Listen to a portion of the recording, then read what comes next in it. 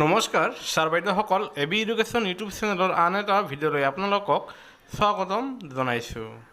নতুন পেঞ্চন নীতি বাতিলৰ কাৰণে সমগ্ৰ ৰাষ্ট্ৰজোৰা আন্দোলন কাৰ্যসূচী শিক্ষকসকলে আৰম্ভ কৰিবলৈ গৈ আছে আৰু যদিহে নতুন পেঞ্চন নীতি বাতিল হয় আৰু পুৰণি পেঞ্চন নীতি প্ৰৱৰ্তন হয় তেনেহ'লে সমগ্ৰ চৰকাৰী কৰ্মচাৰীসকলে লাভৱান হ'ব।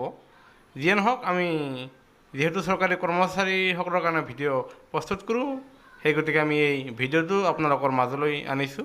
আপোনালোকে মনোযোগেৰে শুনিব যে নতুন পেঞ্চন নীতি বাতিল, চাকৰি নিয়মীয়াকৰণৰ দাবী, স্বাক্ষৰ সংগ্ৰহেৰে শিক্ষকৰ ৰাষ্ট্ৰজোৰা আন্দোলন আৰম্ভণি। দৈনিক অসমৰ বাতৰি যোৱা 8 আগষ্টৰ।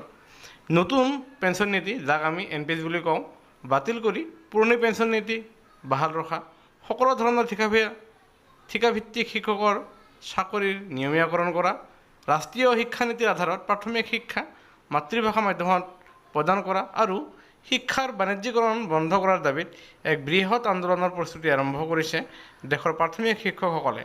80 বছৰ পূৰ্বে আজিৰ দিনটোতে ব্ৰিটিছৰ বিৰুদ্ধে আৰম্ভ হৈছিল ভাৰত ত্যাগ আন্দোলন। এই দিনটোতে অখিল ভাৰতীয় প্ৰাথমিক শিক্ষক সংঘৰ আহ্বানত আজিৰে পৰা দেশজুৰি আৰম্ভ হৈছে 23 লাখ শিক্ষকৰ স্বাক্ষৰ সংগ্ৰহ অভিযান।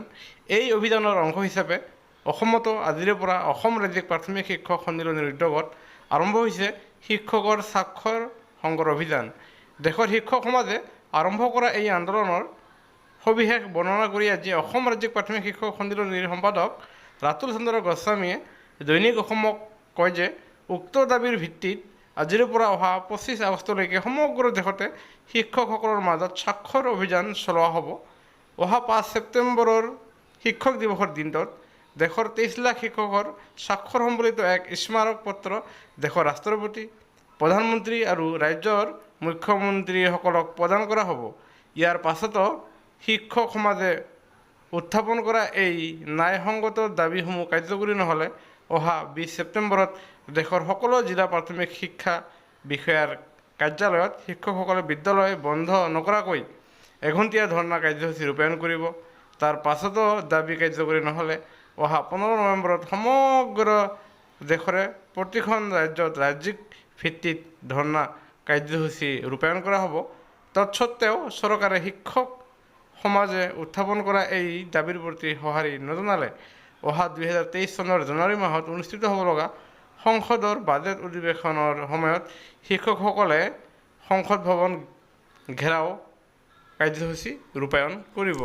ছাৰ বাইদেউসকল, যিহেতু শিক্ষক কৰ্মচাৰীসকলে নতুন পেঞ্চন আঁচনিৰ বিৰোধিতা কৰি পুৰণি পেঞ্চন আঁচনি পুনৰ প্ৰৱৰ্তন কৰাৰ বাবে সমগ্ৰ ৰাষ্ট্ৰজুৰি এই আন্দোলন কৰিবলৈ লৈছে, এয়া নিশ্চয় চৰকাৰী কৰ্মচাৰীসকলৰ কাৰণে জানিবলগীয়া খবৰ। যিয়ে নহওক, চৰকাৰী কৰ্মচাৰী আৰু পেঞ্চনাৰসকলৰ লগত জড়িত শেহতীয়া খবৰসমূহ আমি এইটো চেনেলৰ জৰিয়তে প্ৰকাশ কৰোঁ। আপুনি যদি এতিয়াও আমাৰ চেনেলটো ছাবস্ক্ৰাইব কৰা নাই, অনুগ্ৰহ কৰি ছাবস্ক্ৰাইব কৰি ন'টিফিকেশ্যন বেলটো টাচ কৰি অল কৰি পৰৱৰ্তী সময়ত আমাক ভিডিঅ' প্ৰদান কৰিবলৈ উৎসাহ যোগাই যান। ভিডিঅ'টো চোৱাৰ বাবে ধন্যবাদ।